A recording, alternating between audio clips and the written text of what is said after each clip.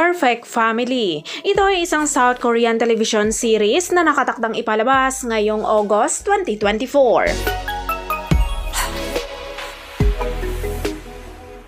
Ang Perfect Family ay isang misteryosong drama kung saan ang isang tila masaya at perpektong pamilya ay nagsimulang maghinala sa isa't isa nang ang kanilang anak na babae ay nasangkot sa isang kaso ng pagpatay.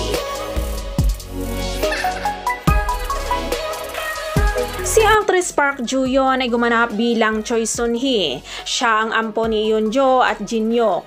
Siya ay isang modelong estudyante at may magandang hitsura.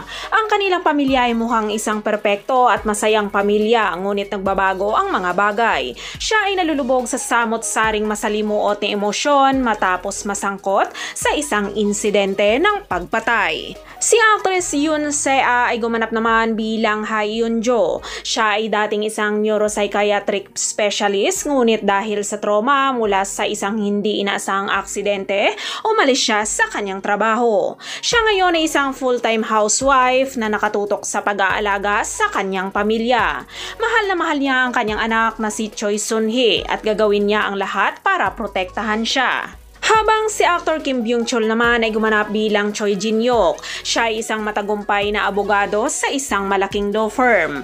Siya ay kasal kay Ha Yoon-jo at mayroon silang isang adopted daughter na si Choi Sun-hee. Siya ay isang tapat na ama sa kanyang anak na babae kahit na nagbago ng karera at huminto sa kanyang trabaho bilang isang prosecutor upang maging isang abogado. Samantala, si actor Kim Young-dae ay gumanap bilang Park Kyung-ho. Siya ay ang kaibigan ni Sun-hee na walang pagkukulang sa kanyang kagwapuhan at magiliw na personalidad bilang nag-iisang anak ng isang mayamang pamilya.